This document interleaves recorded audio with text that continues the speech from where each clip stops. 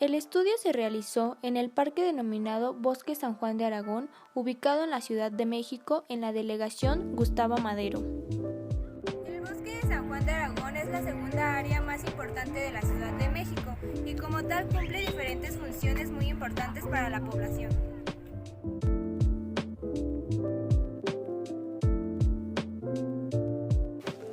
Por ejemplo, como fuente de oxigenación local y de presencia de humedad relativa, la cual es aportada por el lago que se encuentra en su interior y por la cobertura vegetal que favorece la regulación climática, ya que ambos provocan un efecto de frescura con relación a las zonas aledañas carentes de áreas verdes. Este enorme parque registra deterioro tanto en su infraestructura como en los servicios ambientales que genera, como resultado de un mal uso, la baja o nula conservación y un exceso de dióxido de carbono en la atmósfera que puede llegar a afectar a las especies arbóreas. El Bosque de Aragón se inauguró el 20 de noviembre de 1964 y fue declarado Área de Valor Ambiental en 2008. El 70% del bosque está cubierto por árboles y vegetación.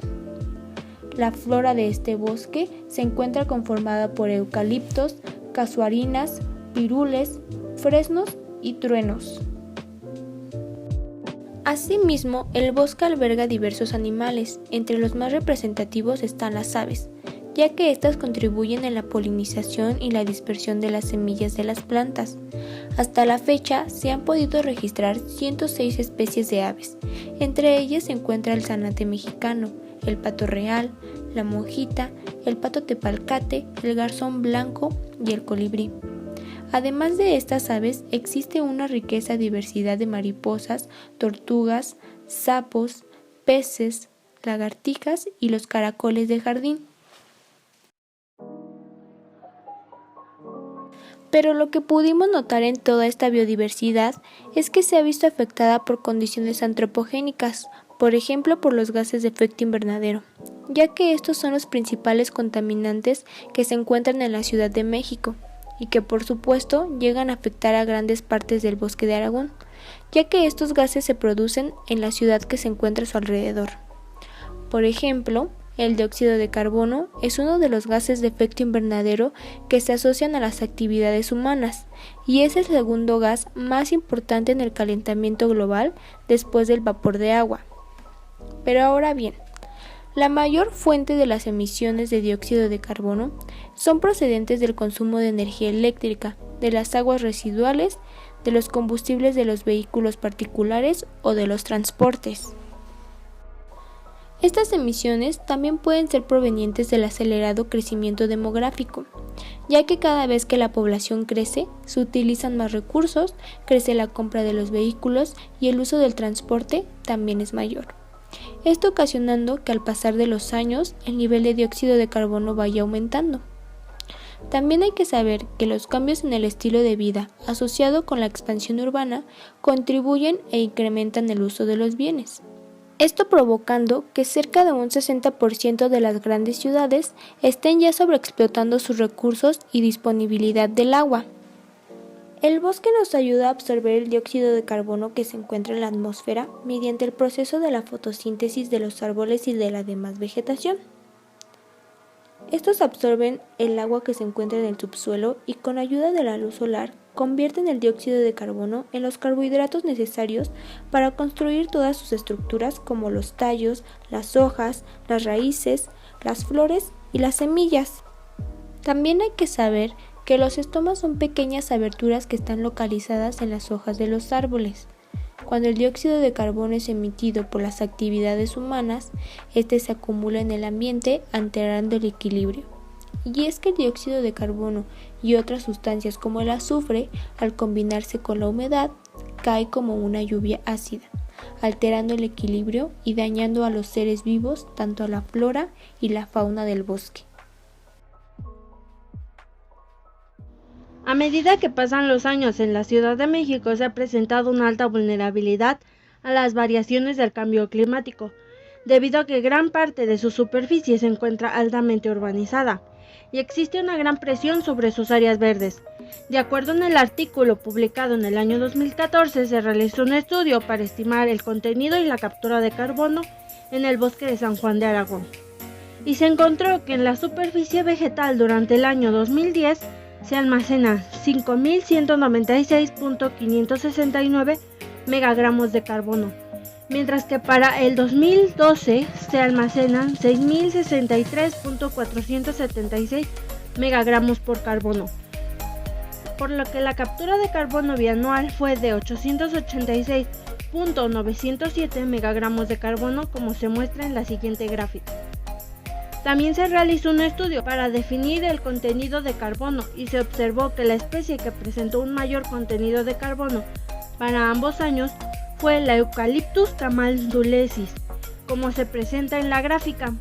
De acuerdo a los datos obtenidos en la investigación de emisiones de carbono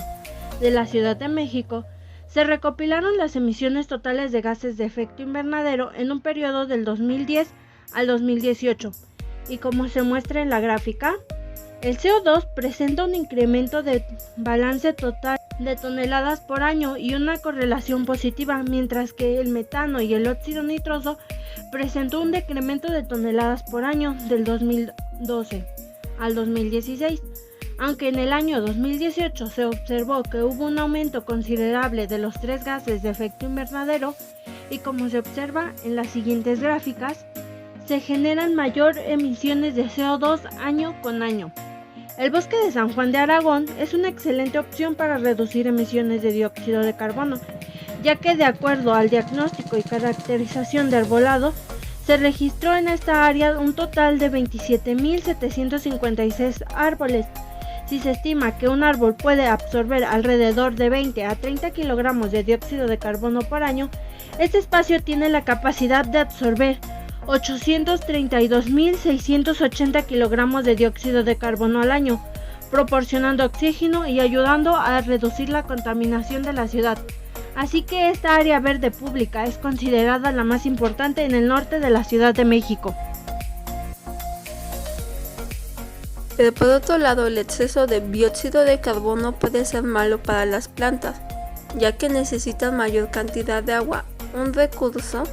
cada vez más escaso. La vegetación tiende a engrosar sus hojas,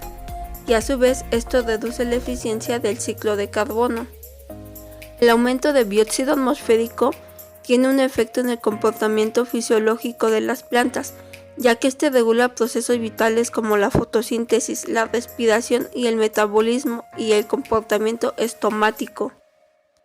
Es importante mencionar que el aumento del dióxido de carbono y la disminución del agua generan un aumento en la temperatura a nivel local, donde la vegetación se ve afectada por el exceso de dióxido de carbono. El aumento de la temperatura altera el comportamiento de los ciclos del agua, ya que más del 90% de los grandes desastres naturales se produjeron a causa de inundaciones, tormentas, olas de calor, sequías y otros fenómenos meteorológicos. El calentamiento global y los cambios climáticos tienen como principales efectos el aumento de temperatura y las altas cantidades de dióxido de carbono en la atmósfera, lo que ha sido el centro de interés en diversas investigaciones destinadas a comprender el efecto de estos cambios en el crecimiento y desarrollo de las plantas, así como su repercusión en las enfermedades y plagas que las acontecen. Para finalizar, analizaremos una entrevista en la que se estudia una valoración económica,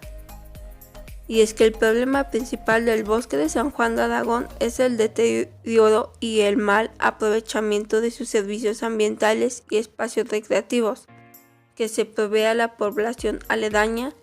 y a las personas que lo frecuentan. En una entrevista se recolectó una muestra para ver si los visitantes están dispuestos a pagar por la conservación y recuperación del bosque, de lo cual el 61% está de acuerdo en aportar algo.